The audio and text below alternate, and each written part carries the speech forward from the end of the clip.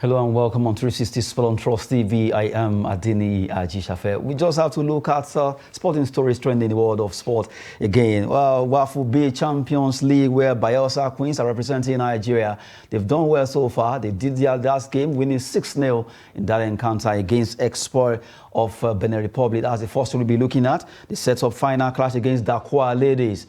Dakoa ladies are from Ghana, and it has been a big one against Dakoa. The first match they played was a draw, and now they'll be meeting again to determine who will qualify finally. It has been a tough one. Our ladies have won almost all their matches, but against Dakoa, another big one will be coming up. And that's a big fight between the two of them to determine who qualifies to play the Champions League that will be coming up in Morocco. Well, good one to have Ibrahim Yusuf in the house. Let's talk about sport. Yes, let's talk sports. Thank you for having me. Good one. I just wrote the first story there. Bayelsa Queens, they've been fantastic. They've won about 3 matches now. They won against USFA 5-0. They play against Togolese club. They also play against the Benin Republic club now. Expo 1, 2, 3, 4, 5, 6 goals. And now they have to face the Ghanaian ladies and Pem Dakoa ladies, as they call them. The first leg ended in a draw, and now they'll be playing again to see who actually qualifies for the UEFA Champions. And don't forget, Asakas of Ghana, the ladies that dropped Rivers Angels, they were the ones that eventually qualified. And so it is time the Nigerian ladies have to brazen up against them. Yeah, definitely. They have, just like you said, they have had an amazing run. I mean, like they've taken on all comers, and they've seemed to have breezed through. But this is where it gets tough. You know, even if when they do qualify and they do get there, they know what they're meeting, and they need to really up their game and make sure that they bring their A game. I think they won't have a problem actually qualifying and getting there. I think they might trip up in the final hurdle because of the level of competition that is there. But generally, they've had a very good run, and I think there's something that we should really be proud of. Well, from the way it is, Bayelsa Queens seems to be ready for this season. I'm sure the first leg, even though it ended in draw, they know what is at stake against the Ghanaian lady and the rivalry between Nigeria and Ghana, even not national team in all facets. Just have to give it up that it has been a big one, a big rivalry. So this game is going to be a game that Nigerians will be hoping that they can make Nigeria happy now, because as if Ghana have one particular secret against us. Well, it seems like they've got our number in recent years, and which is not really good. Obviously, I said in recent times, it's really not really good when it comes to, because just like you said, in every aspect of life, there is a rivalry between Nigeria and Ghana. In every aspect that you can think of. And when it comes to football, it's a whole different thing entirely. I mean, like, we still have not gotten over what the Black Stars came here and did and stopped us from going to the World Cup. I mean, like, it's something that we're going to live with until the next World Cup. Hopefully, if we're able to qualify for that one, then maybe this pain will go away. So we hope the Queens can be able to go there and give us some joy, because we're not going to be happy only because of the Queens won and because they're a Nigerian team, but no, because they beat a Ghanaian team to actually get there. That will make it even the victory even sweeter, and that is something that we look forward to. But the Queens have had a very good run.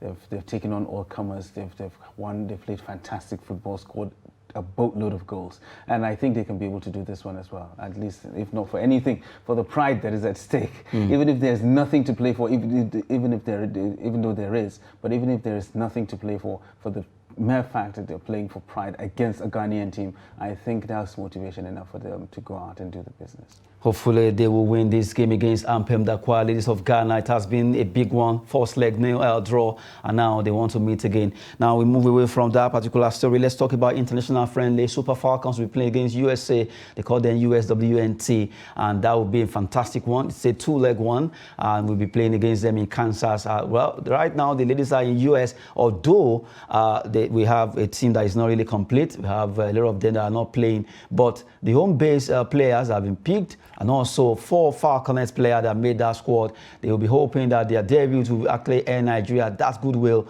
that they'll be hoping for. Against USA, we know how formidable the team from US can be, but that would be a good one to fine-tune the Super Falcons as they play against them in this 2-leg friendly. When you talk about friendlies, I always say that the friendlies are not what they are supposed to be if you go out there and you don't test yourselves.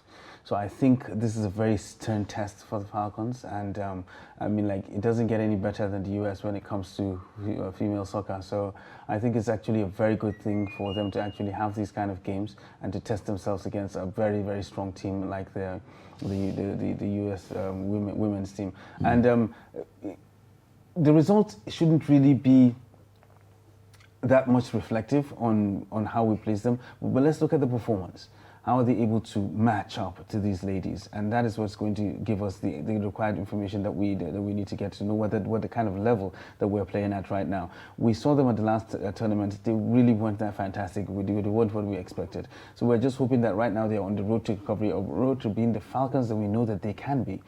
Because it seems to be like there's some rebuilding here and there being done, new players being brought in, trying to test them and see if we can find a required blend so that we can have the team that we can all be proud of. So I think what the main thing to look out for when it comes to this particular friendly match against the US women is the performance. Are we able to put in a good performance that we can be proud of and say, okay, fine, this are our female national team, and we can be proud of that.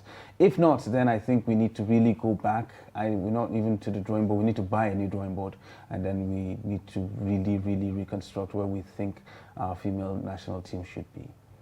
Well, we've been talking concerning Super Falcons. They'll be fighting out against US in 2 different categories of matches.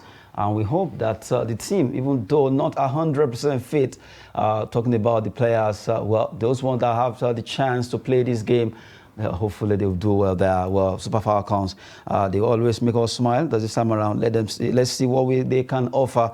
As we move away from international friendly games, let's talk about the EPL match will also be coming up between Manchester United will be playing, looking at the fact that EPL will be coming up, and it's going to be a big one there, talking about the match that will be coming up tonight. EPL, you expect Manchester United to win this game, as Leicester City will be hoping that, well, they can turn things around. Leicester are not having a very good season, and I think a lot of people expected that because they sold a lot of players. They didn't seem to have gotten much replacement by way of the guys that came in, because Schmeichel has been a very stalwart of that team, a very strong stalwart of that team, actually left, and Ward was promoted to be #1 now. They lost Fofana. There was lots of talk about Tielemans at one point. I felt deadline day hasn't ended yet, so something could still happen. So I really don't know. I think Leicester is not as strong as it was, and they sold a lot of players that they haven't replaced, so they haven't had a very good season so far. Manchester United, we all know the story. There's no need belaboring it. They had a very poor start of the season, but they seem to be on the up now. And I mean, like, back-to-back wins and the season, and it's a very good one for them. So I think it cuts both ways. A game like this, Manchester United will need this game to continue to build their confidence, you know, ahead of the season ahead. But Leicester needs to get points on the board. They need to do, especially in front of their fans.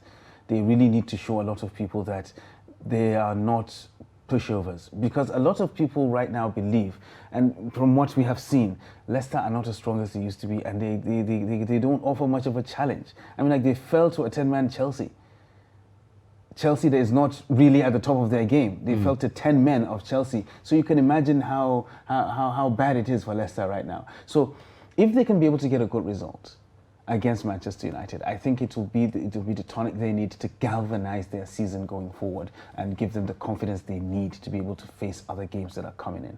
But if they lose this match, I think it's going to be difficult for them to recover. It's going to be very, very hard for them to make any meaningful headway during the season, and they just have to pray that other teams play more poorly than they do, so that they don't find themselves at the bottom half come the end of the season. Because for now, as things stand now, that is what I'm actually looking at for them. They're not even going to finish top half, and if they're lucky to avoid the relegation dogfight, then that's good for them. But really, Leicester is not as strong as they used to be, and if things continue like this, so they need this game. They actually need it to boost their confidence and give them that confidence going forward to face other matches. It's a long season. It's a very, very long season, and lots can still happen. But I think I see Manchester United coming to King Power Stadium to at least prove a point. they've gotten their group back after playing those 2 games. Immediately after that, Liverpool beaten kind of right now going away to King Power Stadium. I think I'm kind of looking at. It seems Sancho, Ilanga, and all of them are raring to go. Who knows? Yes, of course. Manchester United can go there and get a positive result at the King Power. I mean, like, it's expected based on current form. When you look at what Leicester is playing and what Manchester United is playing, definitely based on current form, you give it to Manchester United. But, you know, the 2 good games doesn't mean that Manchester United are out of the woods yet. There's still a mentality issue in Manchester United.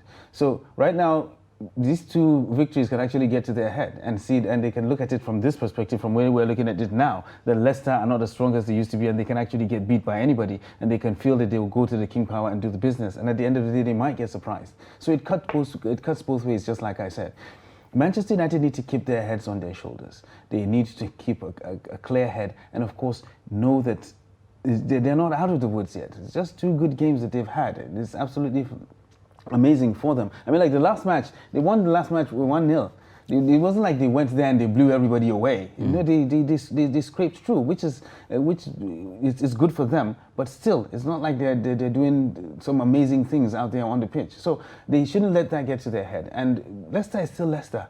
No matter what it is, they are still Leicester and they're playing in front of their fans. So a lot can still happen. So I think it's a game that is almost it can swing either way, depending on the kind of mentality the players go in with it. If Leicester go in with a defeatist mentality and feel that, okay, there's nothing we can actually do and we can't beat these guys, then definitely they will get beat.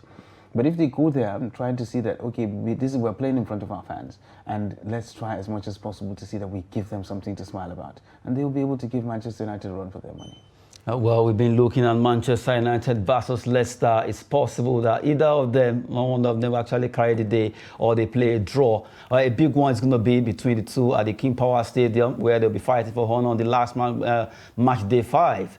As a lot of people, other teams have played. Manchester City, they show their class. Haaland scoring hat-trick, and you have to give it up to Arsenal right now, topping the table after 5 matches. Unbelievable. And now Manchester United, can they also do it again to make it the 3rd win? And who knows, they can actually turn things around. A big one. And we go Italian Serie A fixtures. Matches will be coming up. Let's look at those matches that will be coming up in Italy. 2 matches: Atalanta, Torino, and have Bologna against Salernitana. Well, you can't say it's a kind of balanced matches because Torino, Atalanta, they seem to be on equal level. Bologna, Salernitana are just coming for the 4th time, rather.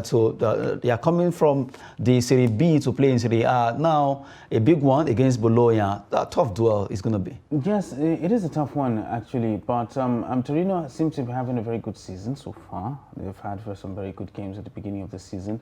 Atalanta are not the Atalanta that we used to know. They used to go and blow everybody out of the water, score a boatload of goals. We have a Nigerian there, Ademola Lookman. Lookman, yes, he's actually there right now. And I saw Olaino is in Torino. I saw him play once, and I think he'll do very. They will do very well for them. Because they're a quick counter-attacking side, and he's a very fast player, and he's good on the ball as well. So I think he'll be very handy in the run-up to the season. But I think Atalanta Torino will be an interesting watch, because these are 2 sides that are evenly balanced, evenly matched, and it can go either way. But Atalanta will have the advantage playing at home and the rest of it, because no matter how bad we think they are now, they're still a very strong side. I mean, like, they held the champions to a 1-1 draw. So I think they can hold their own against Torino. Bologna Salernitana can go either way, but I still give it to Bologna being the home team. Well, from the way it is, Atalanta, Torino, 2 Nigerians. Olaino is there, facing Ademola Lookman. And it's a match that you just have to look at. Well, to me, I think it's balanced, even though, as you said, Atalanta, they are not as formidable as they used to be. After all, they are just a year older than Torino is 1906, Atalanta is 1907. So I will call them their mates. Yeah, so let them fight themselves to let the best team win. Exactly. A big one there between Torino and Atalanta, big one. And now Bologna versus Sampdoria, another big match. But I'm seriously tilting towards Bologna having to carry the day. Yeah, that's what what I just said. I think Bologna have the slight edge.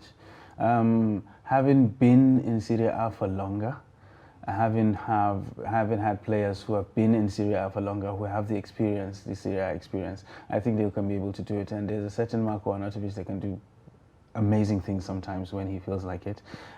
So I think that can be a difference maker. So I think Bologna do have the edge over Salernitana, but still, it's still football. Anything can happen. Anything can happen. Those are the fixtures that will be coming up in Italia Serie A. We've been looking at those matches, and it's well. Let's see if Ademola Lookman will have an edge against Torino's Lino, or Lino will actually have an edge, or it's going to be a draw.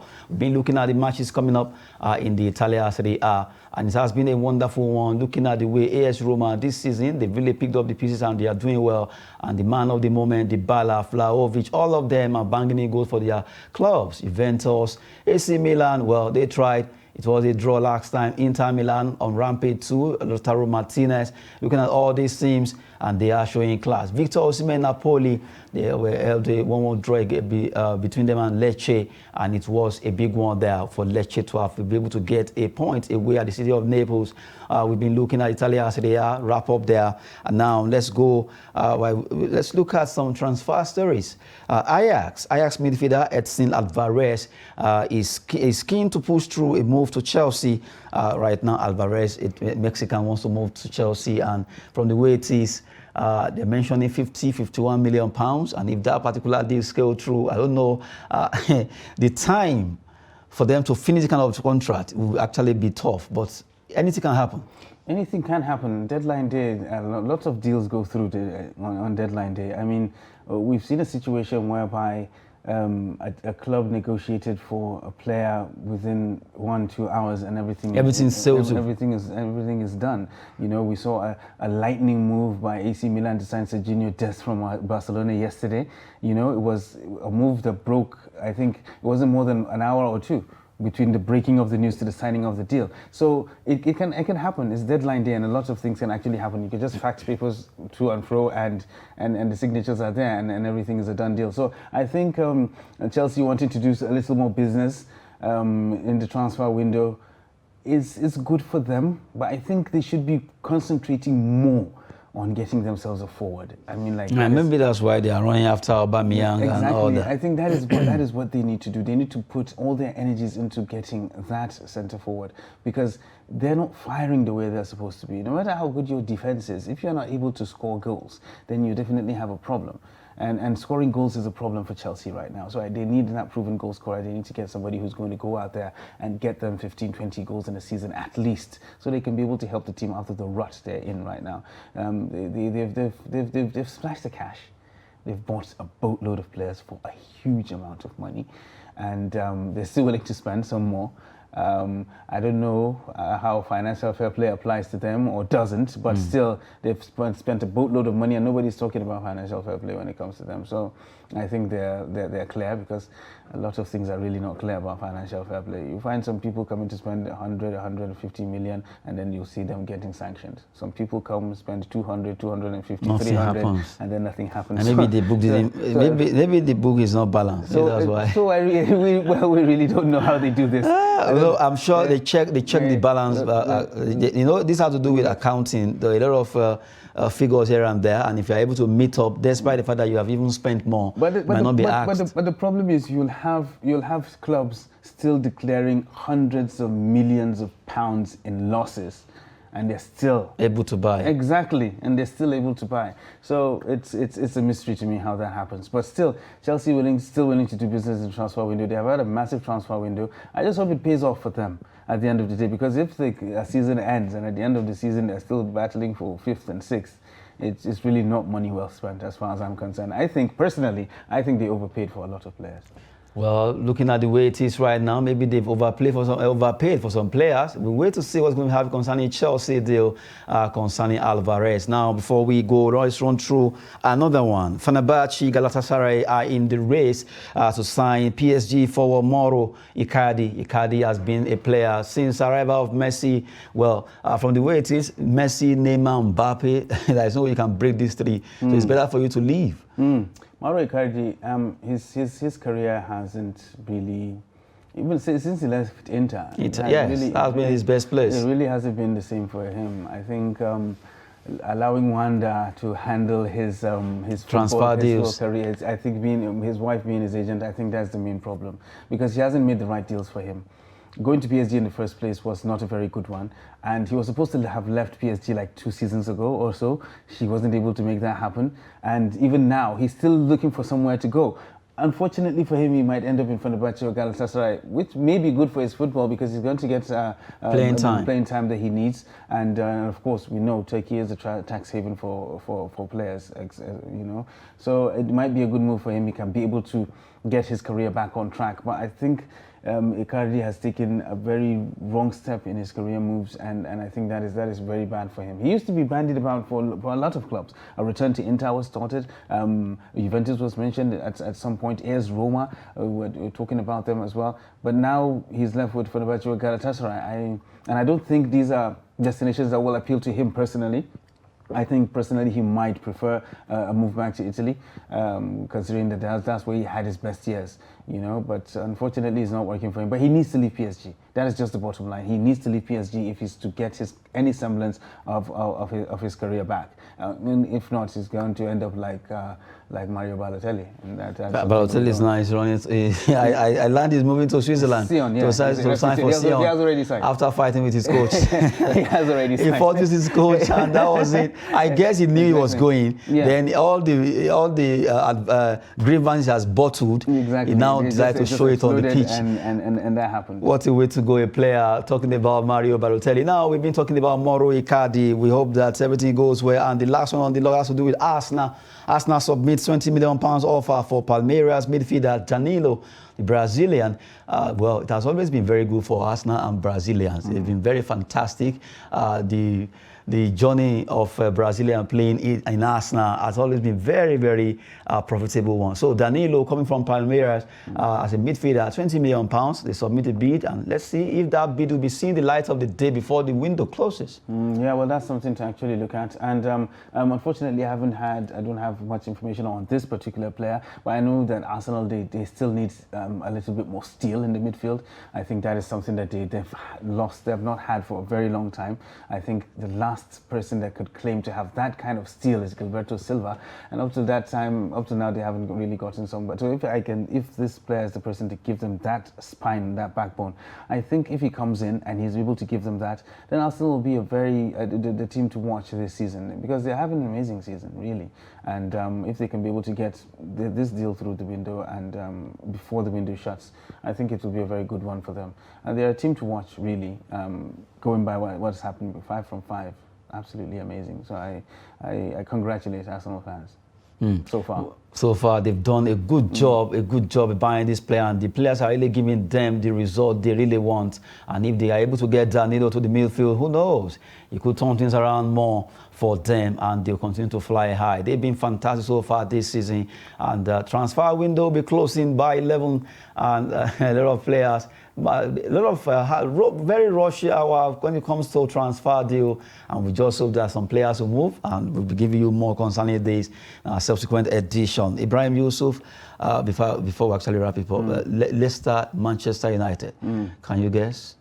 2-1 Manchester United. 2-1 in favor of who? Manchester United. Seriously? Yeah, seriously. What if it goes Leicester? Well, if it goes Leicester, then it goes Leicester. But I'm actually, based on current form, that's what I'm looking at. Okay, maybe they can actually prove you wrong. I hope they prove you wrong. I hope they do myself. The way Nottingham Forest are proving you. I actually hope they do. No, but Nottingham Forest, we're coming back. I told you. We're bouncing back. Don't worry. We are actually waiting. It's just a blip. Don't worry. I told you they'll go back to their forest. That will be it on 360 Sports. It's a wonderful time with Ibrahim Yusuf. I am Adeni Ajishafe.